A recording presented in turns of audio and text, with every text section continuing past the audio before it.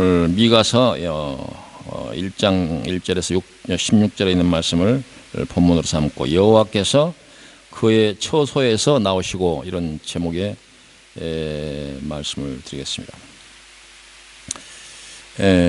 그동안의 구약성경 그 시리즈로 본문을 삼아서 말씀을 드렸을 때 제가 지난 앞서서 말씀드린 본문이 요나서였는데 요나서 마치고 그 다음 성경이 미가서입니다. 미가서인데 앞으로 이제 미가서가 7장까지 있는데 이 미가서를 가지고 말씀을 전할 그런 계획을 갖고 있는데 이게 절묘한 것은 이제 다음 주일이 이제 12월 첫 주가 되는데 보통 12월 첫 주가 되면 이제 저는 성탄절과 관련된 설교를 그 내용을 본문으로 삼아서 말씀을 드렸습니다. 그래서 이제 12월 첫 주부터는 그 예수님의 탄생에 대한 그 여러 가지 내용을 가지고 말씀을 드릴 텐데 그 사이에 이 미가서를 가지고 말씀을 들을 수 있게 된 것은 아주 절묘한 그 타이밍이 아닌가 이런 생각이 들어요. 왜냐하면 이 미가서에 그 예수님께서 세상에 태어났을 때 헤롯이라고 하는 그 임금이 그 어린 예수를 잡아 죽이기 위해서 그 신하들에게 예수가 어디에서 태어났겠느냐 이렇게 물었을 때 지하들이 한 그 답변 가운데서 유다 땅 베들레헴입니다 이렇게 답변하는데 그 말씀의 원문이 바로 미가서에가 있습니다. 그러니까 구약 성경에서 예수님의 오심에 대한 어떤 예언의 말씀을 찾는다면 이 미가서가 아주 절묘한 그런 말씀이 되는데 어찌됐든 의도적인 것이 아니었는데 이렇게 절묘하게 타이밍이 잘 맞아서 우리가 하나님께서 좀 역사하신 건 아닌가 저는 제 나름대로 그렇게 생각을 해 보았습니다. 우리나라에서 이제 노랫말 가운데 밤이 깊을수록 별은 더욱 빛난다 그런 노래가 있습니다. 그리고 그 연세가 많은 사람들이 기억하는 그 노래의 이제 노랫말인데요. 그리고 또 격언 가운데서 밤이 깊을수록 새벽이 가깝다 그런 얘기를 아마 들어봤을 거예요. 그래서 근데 이 미가서의 전체 내용을 보면 7장까지 있는데 미가서가 반복적으로 한 2번 정도 깊은 밤과 또 빛으로 빛나는 새벽이 한 2번 정도 반복이 되는 그런 내용으로 되어 있는데 바로 이제 미가서의 그 핵심 내용은 뭐냐? 세상이 얼마나 깊은 그 칠흑 같은 밤 속에 쌓여 있는가를 설명하는 내용이 미가서에 있고 그리고 그 미가서 안에 예수님께서 세상에 오실 것이다 라고 하는 그런 내용이 기록되어 있다 그런 말입니다. 그래서 앞으로 성탄절을 우리가 어떻게 맞이할 것인가라고 하는 것을 우리가 고민한다면 이 미가서는 대단히 좋은 힌트가 되어 있는 말씀이 바로 이 미가서다 그렇게 얘기할 수가 있습니다. 요한복음 1장 4절에 그 안에 생명이 있었으니 이 생명은 사람들의 빛이라 빛이 어둠에 비추되 어둠이 깨닫지 못하더라 이런 말씀이 있고 또 요한복음 12장 46절에는 예수님께서 직접적으로 나는 빛으로 세상에 왔나니 무릇 나를 믿는 자로 어둠에 거하지 않게 하려 함이로다 이렇게 말씀하고 있습니다. 바로 예수님께서는 칠흑 같은 우리가 분간하기 어려운 그런 어둠의 세계 속에서 빛으로 오신 분이 예수님이고 그 빛으로 오신 예수님이 베들레헴에서 탄생하셨다 그렇게 얘기할 수가 있습니다. 근데 바로 이제 이 예언서의 배경이 되는 이 미가서를 기록했던 그 시대적 배경도 비경도 이와 같이 암흑의 시대에 대한 그런 설명이 쭉 나오는 것을 볼 수가 있습니다. 예수님께서 이 세상에 태어났던 당시를 우리가 그 역사적으로 더듬어보면 그때는 이스라엘의 그 역사 가운데서 치욕과 같은 바로 이제 정치나 군사적으로는 로마의 그 지배 아래에 있었고 그리고 또 종교적으로 보면 그 이스라엘 사람들이 종교적으로 세상에 뭐 자타가 공인하는 열심 면에서 그런 나라인데 그때는 이스라엘 역사 가운데서 종교가 가장 타락한 시대에 있었다 그런 얘기예요. 그래서 예수님이 태어나셨던 당시도 그랬고 그리고 예언서가 되는 미가서의 이 배경이 되는 그 시대도 앞으로 이제 말씀을 들으면서 여러분들이 이제 이해가 되겠지만 미가서의 배경이 되는 그 시대도 바로 예수님께 태어났던 그 시대와 같은 그런 칠흑과 같은 암흑의 시대였다. 그렇게 설명을 할 수가 있습니다. 이제 그 관련 그 구절로서는 그 예수 시대에는 마가복음 11장 15절에 예수님께서 그 예루살렘에 가셔서 이제 성전을 정화하셨던 그 일인데, 그때 예수님께서 이 하나님의 내 집은 만민이 기도하는 집인데 너희들이 강도의 소굴로 만들었다, 이렇게 예수님께서 책망하셨던 때가 있었고, 아마 그 말씀을 여러분들이 기억하실 것입니다. 이것은 뭐냐? 그때의 이 종교 사회, 그때 정치적이나 또는 군사적인 면에서는 이제 말할 것도 없고, 내부적으로 유대인들의 그 종교 사회가 썩을 대로 다 썩어 있었던 시대. 그때는 바리새인이라고 하는 이름으로 가진 사람들이 넘쳐났던 시대인데, 예수님께서 이 바리새인들에 대해서 얼마나 아주 강력한, 더 이상 동원 가능하기 어려운 아주 매우 단호한 말씀으로 바리새인들을 책망하셨던 그 말씀들을 여러분들이 이해하실 것인데, 이와 같은 뭐냐? 그때 당시에도 이제 그 구약 성경 미가의 배경이 됐던 그 시대나, 그리고 예수님께서 오셨던 그 시대는 종교적으로도 더 이상 이제 어떠한 메스도 될 곳이 없는 그런 시대였다라고 하는 것을 여러 차례 강조하는 것을 볼 수가 있습니다.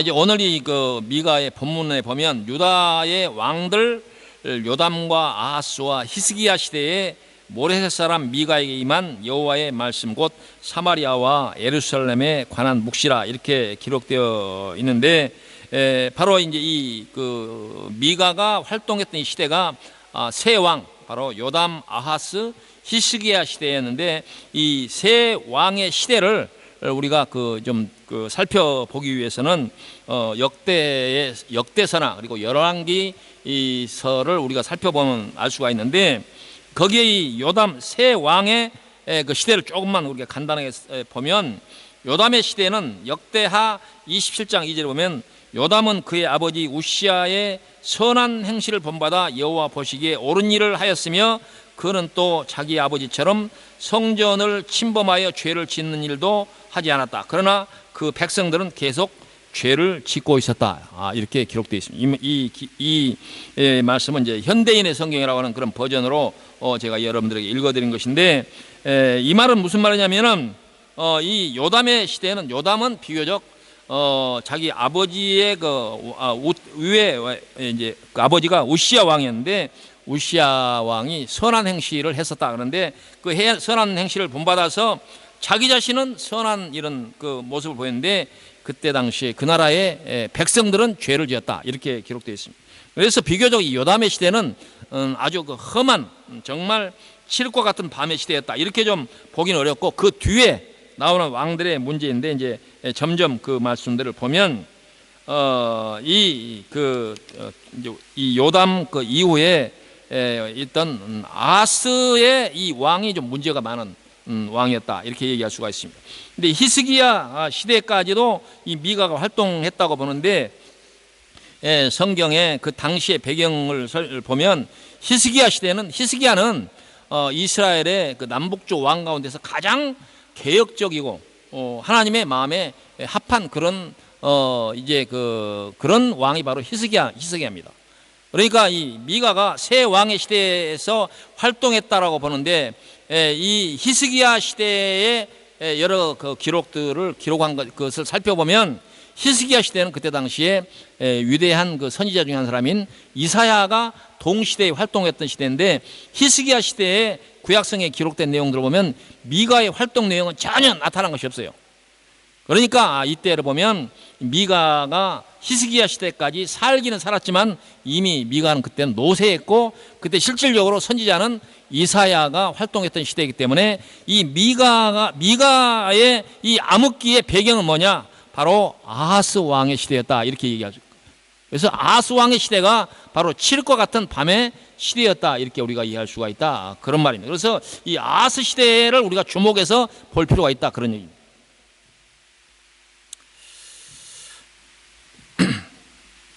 근데 이스라엘의 역사를 보면 선지자가 바른 그런 그 선지자가 있을 때는 비교적 그 시대가 이제 그 왕들도 하나님 앞에서 바른 모습으로 통치를 하거나 자기 자신도 하나님 앞에 겸손하고 순종하는 그런 모습을 보였는데, 선지자가 죽거나 또 선지자가 살았다고 하더라도 이제 사울과 같은 그 이제 왕은 당시에 사무엘 선지자가 있었지만 이 사무엘 선지자의 말을 듣지 아니하고 스스로 자기 자신이 이 제사장 역할을 하려고 했다든지 이런 그 모습을 보는데, 이 미가서의 배경이 되었던 이 아하스 시대에도 이런 일이 있었다.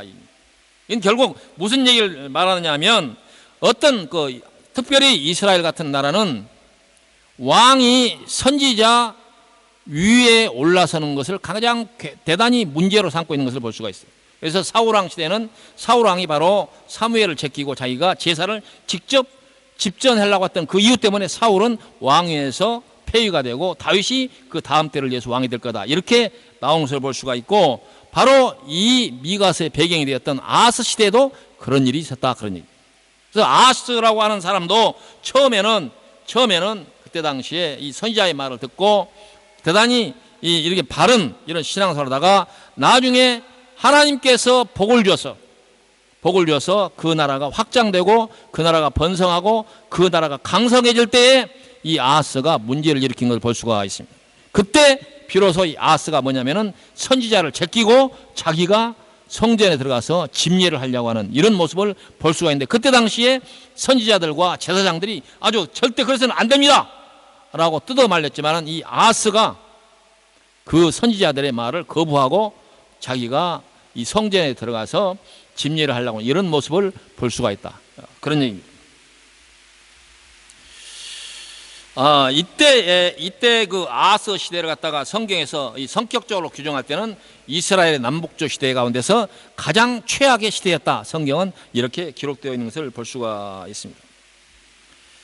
바로 이제 이 왕이 처음에는 그렇지 않았지만 나중에 후에 앞장서서 우상을 섬기고 그리고 이제 아하스 시대의 그 기록들을 잠깐만 보면, 역대하 28장 1절에 보면 아하스가 왕위에 오를 때 나이가 22세라 예루살렘에서 16년 동안 다스렸으나 그의 조상 다윗과 같지 아니하여 여호와 보시기에 정직하게 행하지 아니하고 이스라엘 왕들의 길로 행하여 바알들의 우상을 부어 만들고 흰놈의 골짜기 아들 골짜기에서 분야하고 여호와께서 이스라엘 자손 앞에서 쫓아내신 이방 사람들의 가정한 일을 본받아 그의 자녀들을 불사르고 또 산당과 작은 산 위에 모든 푸른 나무 아래서 제사를 드리며 분향하니라, 이렇게 기록되어 있습니다.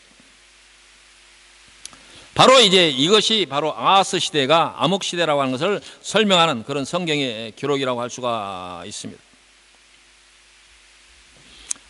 이제 이 28장 2절에 이스라엘의 왕들의 길로 행하여 바알들의 우상을 부어 만들고, 이 말에 우리가 그 주목을 해야 되는데, 여기서 이스라엘의 왕들의 길을 행하였다, 그 말은 무슨 말이냐면, 그때 당시가 이스라엘 북쪽 이스라엘과 남쪽 유다로 나눠져 있는데, 북쪽 이스라엘은 첫 왕부터 마지막 왕까지 계속적으로 우상을 섬기는 그런 왕조였는데, 남쪽 유다의 남쪽 이 아하스가 바로 이 북쪽 이스라엘의 이 그 모든 그런 행위를 본받았다. 그러니까 이스라엘의 왕들의 길로 행했다, 그런 얘기입니다.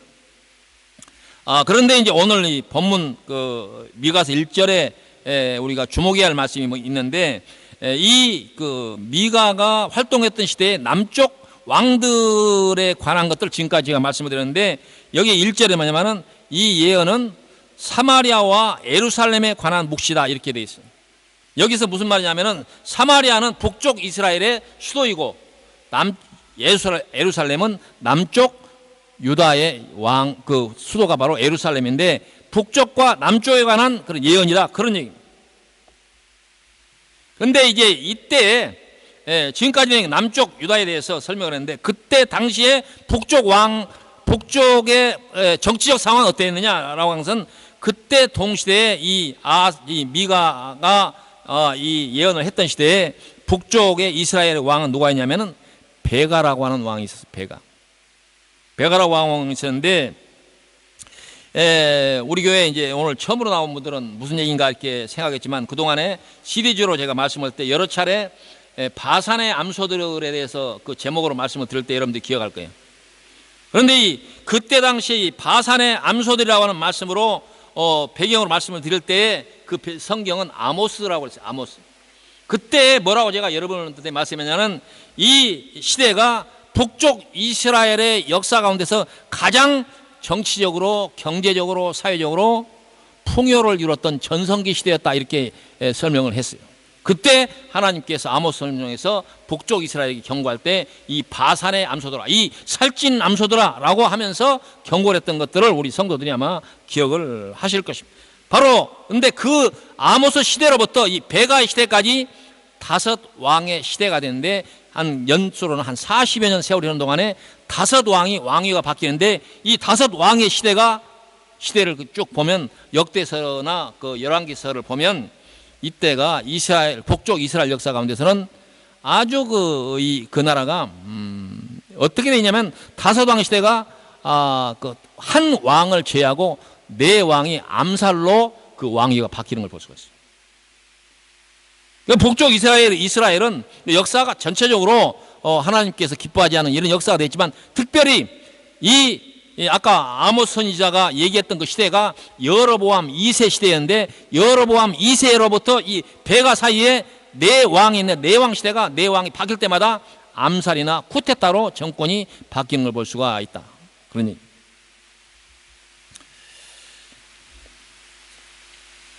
그 말씀들을 이제 구약 성경에서 여러분들에게 다 읽어드리려고 이게 기록이 왔는데 그 양이 좀 많아요. 그래서 그 얘기의 그 핵심 내용은 뭐냐? 이 5 왕의 시대가 이 정치적으로 이렇게 혼란과 그리고 비정상적인 이런 그 방법과 수단으로 정권이 바뀌면서 그 사회가 아주 그 엉망진창이었다 한마디로. 그러니까 아까 미가가 그 남쪽 왕의 시대에도 그 아하스 왕이라고 하는 시대에도 남쪽도 가장 최악의 시대였고 북쪽 이 베가가 집권했던 그 시대도 북쪽도 엉망진창의 시대였다 그런 얘기입니다. 이것이 바로 우리가 우리식으로 설명할 때 칠흑과 같은 암흑의 시대였다 그런 얘기죠. 그러니까 예수님께서 나타나실 만한 여기가 이 깊은 칠흑과 같은 시대에 새로운 빛이 필요한 이런 시대였다.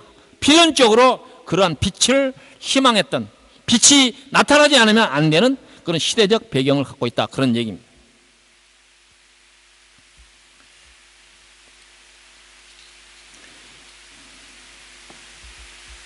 그 베가의 시대의 일부분만 여러분들에게 좀 말씀을 드리면 르말랴의 아들 베가가 이스라엘 왕이 되어 사마리아에서 20년간 다스리며 여호와 보시기에 악을 행하여 이스라엘로 범죄하게 한 느바세의 아들 여로보암의 죄에서 떠나지 아니하였더라.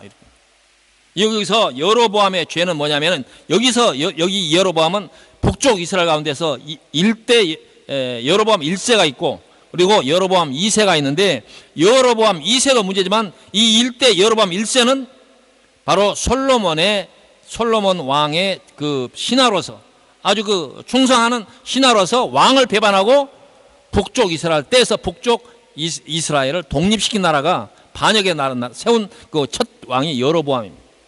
그래서 그 여로보암이 그 나라를 두 쪽으로 낸 이후에 북쪽 이스라엘은 대대로 우상을 섬기는 그런 나라가 되었다. 그래서 유다보다도 먼저 아수르에 망해가지고 그 후에 이스라엘 그 역사 가운데서 12지파 가운데서 북쪽 이스라엘 여로보암을 따라가는 그 10지파는 역사 속에서 소멸돼 버리고 남은 사람들은 소위 사마리아 사람이라고 하는 사람으로 남아서 이스라엘 유다 사람들한테 대대적으로 멸시를 받은 민족이 되어버린 것이 바로 그런 역사적 배경이 있습니다. 그래서 현재 이스라엘 사람이라고 하는 사람들은 그 야곱의 후손들 가운데 12지파 가운데서 10지파는 북쪽 이스라엘 따라간 이후에 민족이 그 족속들이 다 소멸돼 버리고 남은 사람들은 바로 이 유다 사람들이 대대로 미워하고 인간 취급을 하지 않았던 사마리아 사람이라는 이름으로 존재하는 그런 역사적인 그런 아픔이 있었다 그런 얘기입니다. 그러니까 이와 같은 그 역사적 전기에 책임이 있는 사람들이 바로 이런 첫 왕 여로보암이 그 책임이 있고 그래서 이 이스라엘 이 성경에 보면 이 대대적으로 북쪽 이스라엘을 책망할 때 그 여로보암의 죄 이것이 반복적으로 나온 것인데, 여기에 베가 왕 때도 그런 게 표현인데 바로 이스라엘로 범죄하게 한 느바세의 아들 여로보암의 죄에서 떠나지 않고 이렇게. 그래서 그 마지막은 이제 그 백성들이 이 백성들이 아수르로 옮겨졌더라 이렇게 기록이 되어 있습니다.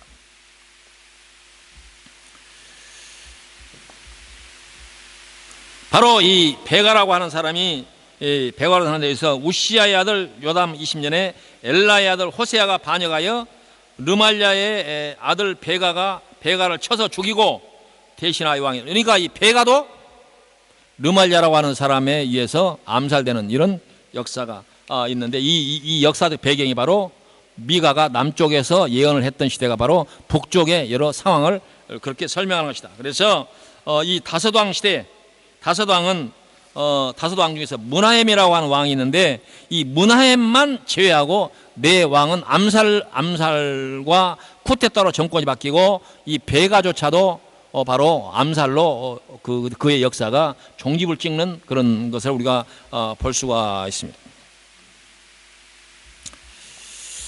바로 이 미가서 3장에서 이런 그 정치 사회적으로 혼란한 시대의 상을 우리가 지금 시대에 가장 잘 이해할 수 있도록 설명한 그 말씀이 미가서 3장인데, 여러분들과 제가 함께 찾아서 읽어보도록 하겠습니다. 미가서 3장을 한번 찾아서 읽어보도록 하겠습니다.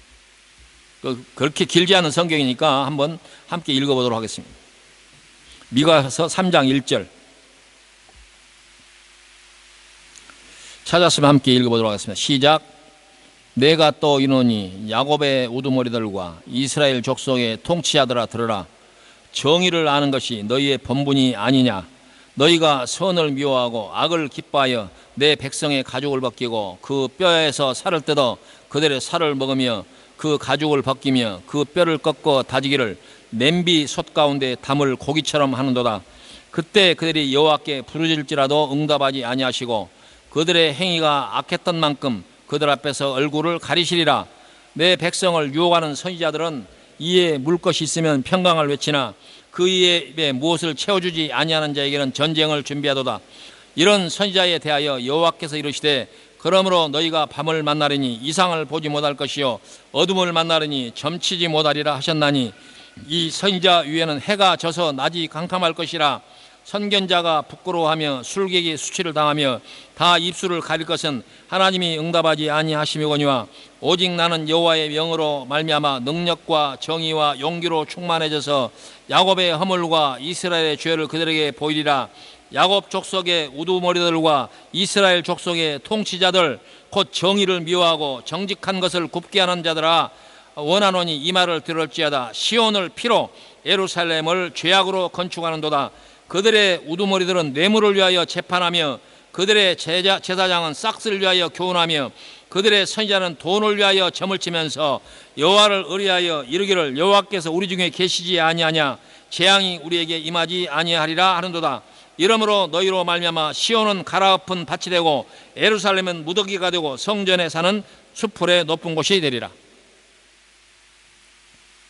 아까 앞서서는 그들의 지도자인 왕에 대해서만 이렇게 기록되어 있는데, 오늘 이 미가서 3장을 보면 이 왕들이 제대로 정치를 못한 그 결과, 그리고 그들의 종교적 지도자들이라고 하는 이 제사장이나 선지자들도 완전히 바르게 이스라엘 백성들을 지도하지 않고 이 종교 지도자들조차도 이런 뇌물과 그런 재물에 따라서 굽은 그런 그 신앙의 지도자의 길을 떠났다, 그런 얘기입니다. 여러 차례 반복적으로 성경을 근거해서 말씀을 드렸지만, 한 나라가 망할 때는 정치나 군사적으로 문제가 돼서 망한 것이 아니라 한 나라가 망한 것은 결국 종교 지도자들이 망할 때 그 나라가 망한다, 그런 얘기입니다. 어느 나라든지 같다, 그런 얘기.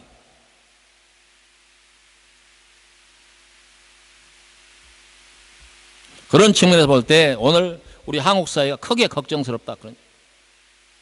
다른 종교는 말할 것도 없고 세상을 구원할 이 기독교 교회가 문제다. 그런 얘기 문제가.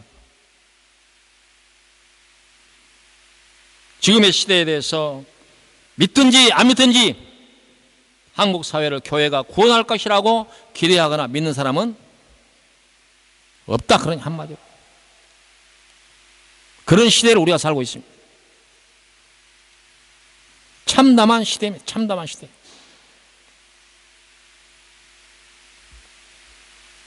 바로 우리가 미가서 3장을 보면 이 이스라엘 역사 가운데서 정치 사회적으로도 그렇지만 종교적으로도 타락한 시대가 바로 이 시대, 추악한 역사 시대가 바로 이 시대. 이때에 더 손을 쓸 수 없는 시대. 나중에 말씀을 드리겠지만 이 미가서 오늘 본문의 10절부터 마지막 16절은 여러 가지 어려운 말로 되어 있는데 이 말이 무슨 말이냐면 더 손을 쓸 수 없는 이런 시대가 됐으니 너희들은 어떻게 개선해 보려고 하는 생각을 포기하라. 그런 얘기로 되어 있어요. 그런 얘기. 얼마나 한 시대가 절망스러운 시대면 너희들이 이렇게 노력하라. 이런 것이 아니라 포기해라. 이렇게 기록했겠습니까? 그런 얘기입니다. 이때에 이 미가서 5장에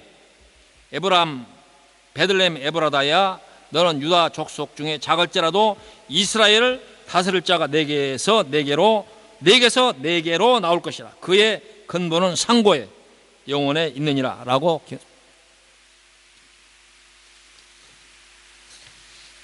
바로 이 말씀이 시대적으로 메시아 구원자가 필연적으로 나타나야 할 시대적 배경을 설명하는 것이다. 그런 얘기입니다. 그래서 미가서의 배경이나 또 예수님께서 오셨던 그 당시도 같은 그런 그 성격의 시대적 배경을 갖고 있다. 그러나 우리가 지금 여기에서 고민해 볼 문제는 이러한 절망의 시대, 암흑의 시대가 우리에게 절망인가 아니면 희망인가 우리가 생각할 필요가 있는 것입니다. 하나님을 섬기고 하나님의 약속을 이 성경적 근거를 통해서 믿는 자는 이 깊은 밤을 절망으로 볼 것인가 아니면 이 깊은 밤 뒤에 나타날 빛을 기대하면서 희망으로 볼 것인가 그런 얘기죠.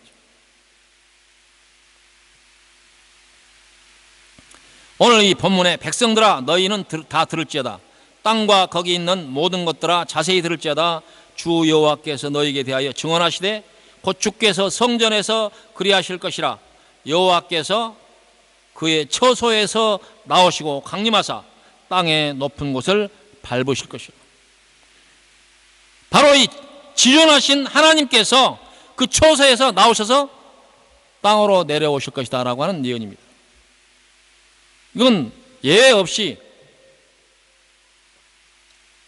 예수님께서 세상에 오실 것을 말씀하신 예언으로 우리가 받아들이는 것입니다.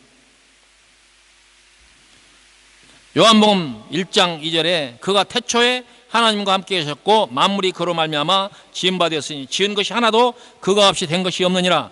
그 안에 생명이 있었으니 이 생명은 사람들의 빛이라. 빛이 어둠에 비추되 어둠이 깨닫지 못하더라 하셨고, 그리고 요한복음 1장 9절에는 참빛 곧 세상에 와서 각 사람에게 비추는 빛이 있었나니 그가 세상에 계셨으며 세상은 그로 말미암아 지은 바 되었으되 세상이 그를 알지 못하였고 자기 땅에 오매 자기 백성이 영접하지 아니하였으나 영접하는 자 그 이름을 믿는 자들에게는 하나님의 자녀가 되는 권세를 주셨다. 이렇게 성경이 말씀하고 있습니다.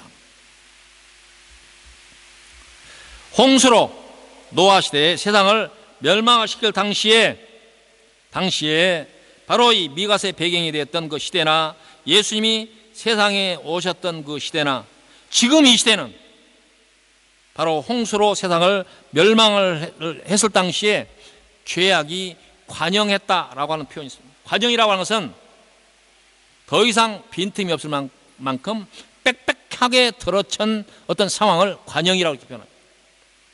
지금의 시대가 바로 그런 시대다. 구약성경의 미가의 배경이 됐던 그 시대나 예수님께 세상에 오셨던 시대나 지금 시대가, 어쩌면 지금 시대가 그 시대보다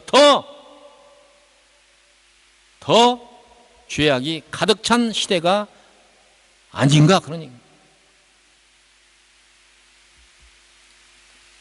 성경에서 그래서 여러 차례 자다가 깰 때가 되었다라고 그렇게 반복적으로 경고하고 있는 말씀을 우리가 볼 수가 있습니다. 오늘 아까 본문 3절에 여호와께서 그의 처소에서 나오시고 강림하사 땅의 높은 곳을 밟으실 것이라. 그 아래 산들이 높고 골짜기들이 갈라지기를 불 앞에 밀초 같고 비탈로 쏟아진 물 같을 것이니 이는 야곱의 허물로 인하며 이스라엘 족속의 죄로 말미암음이라. 야곱의 허물이 무엇이냐? 사마리아가 아니냐? 유다의 산당이 무엇이냐? 예루살렘이 아니냐? 이 말씀들은 바로 오늘 시대에 대한 예언이다 라고 말씀할 수가 있습니다. 이 배경은 요담과 아하스와 히스기야 시대라고 했지만 예수님이 오실 시대에 대한 예언이었고, 그리고 오늘날의 시대적 배경을 보면 미가의 시대나 예수님께서 오셨던 시대에 못지않는 그런 시대적 현상들을 우리가 목격하고 있다, 그런 얘기입니다.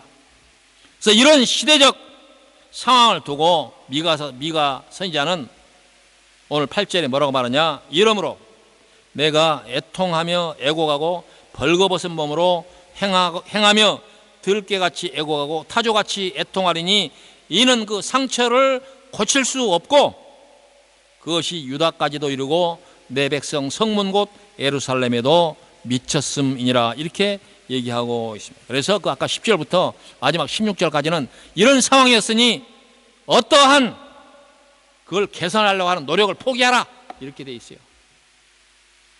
포기하라. 어떤 환자가 있으면 그 환자를 수술할 때 그 집도의가 갖고 있는 그 칼을 갖다 메스라고 하지 않습니까? 메스. 근데 너무 절망스러운 그런 상황이 되면 의사들도 포기를 합니다.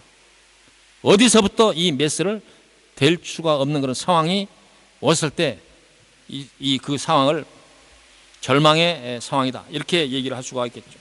의사들도 포기를 하죠. 지금 오늘 시대, 이 세상이 죄악이 관영한 이 시대에 대한 이와 같은 것을 환자로 비교할 때 어디에서부터 이 메스를 댈 것인가? 절망스러운 상황이다. 왜 그렇습니까? 사회는 말할 것도 없고 교회가 제 역할을 못하고 있다. 선지자들이 제 역할을 못하고 있다. 서의자들이 제 몫을 하지 못하고 있는 것이 바로 가장 절망적인 상황이다, 그런 얘기입니다. 여기서 우리는 이 미가서를 통해서 하나님이 우리에게 주시는 이 예언의 참뜻을 이해할 수가 있습니다. 바로 이 베들레헴에 예수님께서 나타나실 수 있는, 나타나야 되는, 나타날 수밖에 없는 필연적인 이유가 이 미가와 예수님께서 세상에 오셨던 시대를 통해서 우리에게 알려주고 있고, 우리가 현실적으로 살고 있는 이 시대에 목격하고 있는 모든 이 시대적인 상황은 필연적으로 예수님께서 오실 수밖에 없는 상황을 우리가 맞고 있다, 그런 얘기입니다. 엊그제 제가 우리 성도 한 가정을 신방하기 위해서 웨스트에 있는 그 필드 그 대형 쇼핑센터를 가로질러서 가면서 보았는데 그 안에 화려한 성탄 장식을 보았습니다. 뭐 거기뿐만 아니고 호페랑의 시내나 여러 곳에 가면 지금 성탄 장식이 화려하게 이렇게 돼 있고, 특히 이 고급스러운 그런 백화점은 더 아름답게 이렇게 그 성탄 추리나 이와 같은 장식들이 걸려 있는데 한눈에 봐도 돈이 많이 들어갔겠구나, 이렇게 생각될 정도로 정말 뭐 으리번듯하게 성탄 장식들이 되어 있어요. 번쩍번쩍. 뭐 규모도 어마어마하고.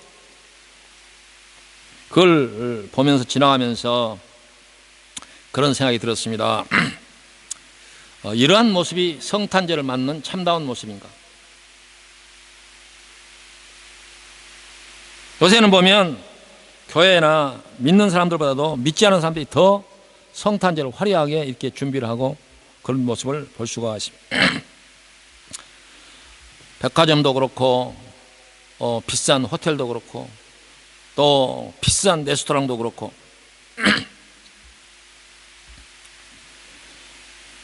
지금은 칠흑 같은 밤이라 할 수가 있습니다. 예수님이 오시지 않으면 아무런 희망도 돌파하고 없는 그런 칠흑 같은 밤이라고 할 수가 있습니다. 죄악의 밤이며 우상이 만연한 밤이며 탐욕과 배반과 거짓과 폭력과 추함과 더러움이 가득한 밤입니다. 그래서 미가 선지자는 이와 같은 절망스러운 밤에 이러므로 내가 애통하며 애곡하고 벌거벗은 몸으로 행하며 들깨같이 애곡하고 타조같이 애통하겠다라고 그렇게 부르짖고 있습니다. 그러므로 우리가 맞이하는 이 성탄절은 화려한 불빛과 화려한 장식으로 그러한 마음으로 맞이하는 성탄절이 아니라 이 미가가 외쳤던 부르짖었던 이 말대로 애통하고 참회하는 마음으로 그리스도의 오심을 기다려야 하는 그런 순간이다, 그런 얘기. 세상 사람들이야 아무런 의미 없이 성탄절을 의례적으로 자기들이 즐기는 그러한 절기로 맞이하려고 하지만 예수 믿는 사람들은, 하나님의 뜻을 헤아리는 사람들은 우리가 어떤 시대에 살고 있는가, 칠흑과 같은 이 밤의 시대에 이 성탄절을 맞이하는 성도들의 마음은 미가의 마음처럼 애곡하고 통곡하면서 벌거벗은 몸으로 들깨같이 애곡하고 타조같이 애통하는 마음으로 이 성탄절을 준비해야 된다, 그런 얘기. 그러지 않습니까? 안 믿는 사람들이야 자기들이 즐기는 방법으로 성탄절을 맞이하겠지만 바로 이와 같은 애통하는 마음으로 성탄절을 맞이해야 되는 마음이야말로 오늘 성탄절을 맞이하는 성도들의 마땅한 마음의 자세다, 그런 얘기. 개인적이든 또 교회적이든 또 국가적이든 우리가 이 성탄절을 맞이할 때 우리가 참으로 예수님께서 오셔야 할 만한 그런 시대에 대한 책임이 없는지 우리 자신들을 돌이켜보는 그런 성탄절이 되어야 된다, 그런 얘기. 우리가 그런 마음으로, 진지한 마음으로 성탄절을 준비하실 수 있기를 바라고 오늘 이 말씀 앞에서 아멘 화답할 수 있기를 바랍니다. 기도하십시오. 고맙고 감사하신 여호와 아버지 하나님, 미가서의 배경이 됐던 그런 시대나 또 미가서의 예언대로 예수님께서 오셨던 그 시대적 배경이나 그리고 우리가 살아가고 있는 이 21세기 이 시대적 배경을 보면 이제 예수님께서 오셔야 할 만한 그런 모든 그런 상황에 직면하고 있다고 하는 사실을 우리가 깨달을 수가 있습니다. 이런 시대에 2019년도 성탄절을 맞이하는 성도의 마음의 자세가 어떤 것인가에 대한 이 교훈으로서 이 미가서의 말씀을 주니 고맙습니다. 미가가 부르짖었던 것처럼 더할 수 없는 그런 참담한 심정으로 애고하고 애통했던 그런 심정으로 예수님의 오심을, 또 예수님께서 오셔야 할 만한 이 상황에 대한 책임을 우리가 통곡하면서 겸손한 자세로 회개하는 마음으로 예수님의 오심을 기다릴 수 있도록 인도하여 주시옵소서. 감사를 돌렸고 예수님 이름으로 기도하옵나이다. 아멘.